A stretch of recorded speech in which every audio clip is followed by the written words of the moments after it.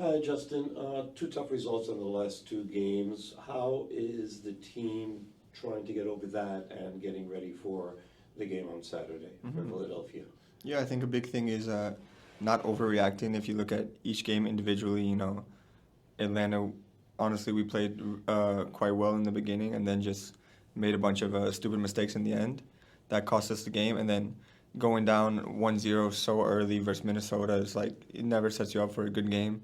But we have a tough challenge ahead with Philly, and we're just fully focused on that now. Well, one of the things that's made you stand out this season and since last season is your versatility. You've played midfield, you've played six, you've played center of defense, you've played actually left side, right side as far as defense is concerned. Uh, how does it affect you to be changing positions as often as you do? Do you embrace that, or would you prefer just to be in one position? And how do you approach all of this every game? Yeah, I mean, for me, I don't really mind going in between positions. I feel quite comfortable in both areas or any area that they put me in, and I know that wherever I'm playing, the guys next to me are always going to help me out, whether it's in the back with Thiago, Berger, Tana, or in the middle with Keaton, Johnny, Maxi. Everybody's always looking to help each other on this team. So with that being said, like, it's been pretty easy for me to go in between positions. And if I can just follow up on that, if you were your own coach and you could put yourself in one position and say, okay, this is where I want to play, and this is where you should play, where would you play? I think my favorite position, and like growing up, I always played the six role. So I feel like that's where I have the most experience in. But I can also see why like a coach likes me to play center back. So Thank you. We're going to go with George on Zoom. What's up, man? Briefly, last time Philly was in town last season, they left scoring a lot of goals. It was a very lopsided game. The way things have been going with you guys, how important is this game for you guys' morale and what could potentially be a catalyst for a nice run that you could go on after this? yeah, I think there's a very big game for many reasons. We already talked about the two past results, and I think that every time we play Philly, it's always it's a bit of a rivalry. We met a few times in the playoffs. I think in the past few years we've both been pretty good teams, and I think you usually get a good game when we play them. So this could be a good moment for us, and it's a really good opportunity to get some momentum going. Alex? Hi, Justin. This is Alex Winley from AM New York. How's it going? Good. How are you? Good.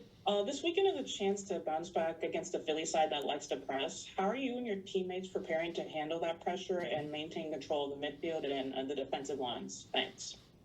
Yeah, we watched a little bit of video on them earlier today. We'll probably do some more tomorrow, and I think it was really just in training working against the really high press, because we know they're a very aggressive team with a new coach. It's a little bit similar to Red Bulls, how they want to play, make the game a little bit sloppy, second balls, and be really attacking. And to be fair, we've played them a few times already, so we know what to expect. I don't think there'll be any surprises on Saturday, but it will definitely be a difficult game. We'll go with Scott. Hey, Justin, how are you? Scott Church of Street Punk Soccer. In this case, obviously the match is at Citi Field this weekend. Do you have a preference as a player, Yankee Stadium, Citi Field, or as long as it's home, it doesn't matter? Thanks. I like playing at Citi Field a little bit more than Yankee Stadium, but they're both pretty similar. Go ahead, Michael. Hey, Justin, it's Mike Andrew from Blue City Radio. Thanks for the time. In the last 2 weeks, coach has had two difficult situations to deal with. Obviously, after Atlanta, he addressed the media and talking about the situation between Thiago and Matt Freeze at the end of that game. And then in the most recent game against Minnesota, he talked about making the early substitutions because he just wasn't pleased with the way the team was playing on the field. How are you responding to a coach who's making those decisions, maybe being more transparent than coaches have been in the past? How are you handling those situations? Yeah, I think Pascal has shown since day one that he's not afraid to make difficult decisions or address things that are maybe a little bit difficult to talk about, and he stood by that throughout the year. Even after certain games where we have a few mistakes here, like late goal against LAFC, he's always ready to talk about it right away. He doesn't want to shy away from anything, and I think that'll only benefit the team because it'll help us improve.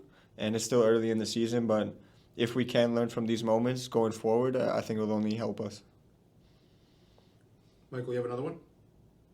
Nope. We'll go to George. You have one of the up-and-coming talents, Kevin Sullivan, coming to town. I think he's coming up with the team. Can you speak a little bit about the young guys that you have on your team? You have a lot of guys who are playing great. I think Shore is super young, but he's playing amazing. Maybe you can talk about just a little bit about the age that's changing in the MLS, maybe? You're a vet now, so you know a little bit.